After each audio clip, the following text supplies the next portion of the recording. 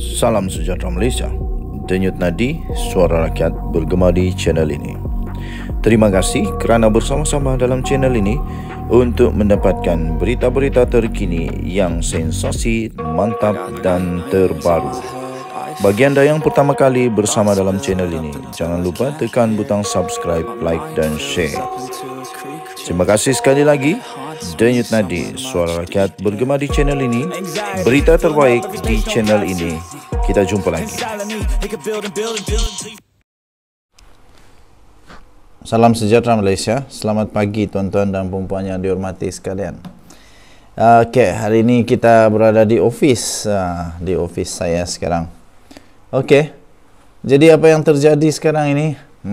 Ada satu keadaan di mana manusia ini dia tak sedar diri. Dia lupa, lepas tu dia pura-pura lupa, lepas tu dengan tak tahu malu tuduh pula orang benda yang bukan-bukan, benda yang salah, seolah-olah dia tak pernah buat benda tu.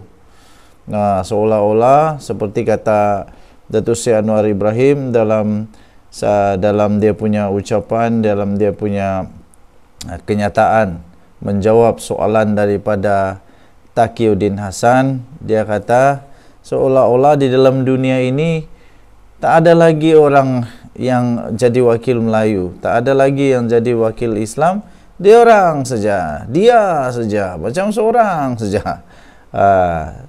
Jadi akhirnya ada satu lagi yang saya ingin kongsikan daripada Harapan Daily juga. Tuduhan yang teruk ni, tuduh PH munafik PAS sepatah pun tidak bersuara semasa berkuasa. Ini memang betul-betul terjadi ni. Saya setuju yang ini. Waktu diorang masih lagi berkuasa, tidak pun cakap apa-apa tau. Diam-diam saja. Tapi bila sudah jadi pembangkang, tiba-tiba jadi hero rakyat. Tunggu saat kita setting dulu. Tapi itu saya bercakap jugalah. Tiba-tiba semua jadi hero rakyat waktu jadi pembangkang. Tapi waktu jadi kerajaan dulu, entah jadi tikus kah, entah jadi apa pun saya pun tidak tahu. Jadi akhirnya tampillah satu artikel yang cukup panas, cukup best, cukup bikin sakit jiwa ni. Tuduh PH munafik PAS sepatah pun tidak bersuara semasa berkuasa. Penulisan Presiden PAS dalam haraka yang menuduh cara orang munafik menentang Islam diikuti Israel dan PH adalah jauh daripada situasi yang sebenar. Itu jauh daripada situasi yang sebenar tau. PAS sering mengakui bahawa kononnya mereka lah ini adalah menjuarai perjuangan,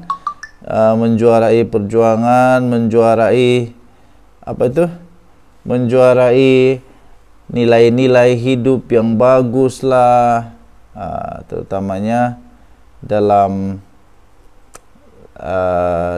mereka memperjuangkan banyak benda lah. Jadi PAS sering mengakui bahawa mereka lah yang menjuarai. Tapi kalau dihalusi amalan cara mereka mentadbir kerajaan Malaysia selama 33 bulan, banyak kelemahan didapati. Apabila menjadi kerajaan di bawah Perdana Menteri Mahyadin Mat Yassin, PAS hanya mengikut tanpa menyoal. Ikut saja. Ikut tanpa menyoal polisi PN, MN, isu Israel Timur Tengah kerana mementingkan kedudukan menteri dan menteri PAS dan duta khas supaya kedudukan mereka tidak tergugat. Kelihatan kuasa adalah segala-galanya dan pembelaan Palestin pula diabaikan. Presiden PAS pula sebagai duta khas ke Timur Tengah tidak lagi kelihatan melawat untuk menangani keadaan makin tenat di Timur Tengah pada waktu itu, di mana makin banyak negara Arab Timur Tengah menjalani hubungan diplomatik dengan Israel dan sekaligus meminggirkan dan melemahkan kedudukan Palestin. Bahkan Mahyadin Mat Yassin masih bercakap omong kosong, two-state solution atau penyelesaian penubuhan dua negara yang sebenarnya telah lama berkubur. Dengan Israel merobohkan rumah rakyat Palestin serta merampas tanah mereka untuk mendirikan bandar Yahudi baru, umum satu dunia tahu sudah tidak cukup tanah yang masih tinggal untuk dimiliki oleh Palestin. Itulah omong kosong Muhyiddin Mat Yassin, dan PAS sepatah pun tidak bersuara baik di parlimen atau melalui duta khas Timur Tengah bertaraf menteri. Tidak cukup dengan kurang membela nasib umat Palestin yang tertindas, PAS menyokong kuat penyertaan Expo Dubai 2020 yang disertai oleh Israel dan didukung oleh negara UAE serta negara Arab lain yang telah menjalinkan hubungan diplomatik dan perniagaan besar-besaran dengan Israel. Ahli Parlimen PAS pula daripada Kuala Terengganu, Timbalan Menteri Musti waktu itu Ahmad Amzad, melalui Facebook beliau pada tahun 2020 yang lalu menyatakan dengan megah Expo Dubai 2020 sangat penting dalam rangka hubungan multilateral dan perdagangan antarabangsa Malaysia, walaupun disertai oleh Israel. Beliau juga mendakwa Palestin menyertai Expo tersebut, tetapi sebenarnya Palestin tidak menyertai Expo Dubai 2020 kerana menarik diri sebab kehadiran Israel. Walaupun Malaysia yang asalnya berhasrat untuk menyertai Expo tersebut sepatutnya menarik diri tanda solidariti terhadap Palestin. Tidak memadai dengan kenyataan bersemangat ahli Parlimen Kuala Terengganu itu, Ahmad Amzad untuk menyertai Expo Dubai, beliau telah dengan megah pula mendirikan billboard besar di Kuala Terengganu, memaparkan gambar beliau dan menggesa rakyat Malaysia menghadiri Expo Dubai 2020 yang disertai oleh Israel. Kami dari Amanah telah membuat flash mob protes pembinaan billboard mempromosi kenyataan Expo Dubai bersama Israel ketika Palestin masih disisi oleh negara-negara Arab lain dari UAE, Arab Saudi, Jordan, Mesir dan Bahrain kerana temakan umpan perniagaan Israel. Bukan Amanah saja membantah Malaysia menyertai Expo Dubai yang disertai Israel. 40 lagi NGO utama seperti ABIM, BDS, Pertubuhan Ikram, MyCare, Viva Palestin dan MAPIM turut membantah, tetapi PAS ingin terus setuju ke Expo Dubai. Umpan Israel berhasil.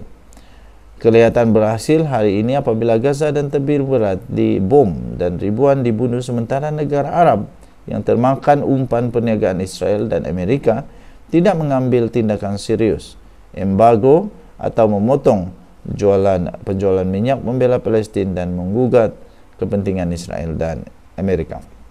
Inilah akibatnya mereka yang termakan umpan Israel dan Amerika melalui perniagaan yang mempersoalkan menteri-menteri PAS. Sekarang nasi telah menjadi bubur dan puluhan ribu umat Palestin telah terkorban tanpa pembelaan negara Arab yang sepatutnya.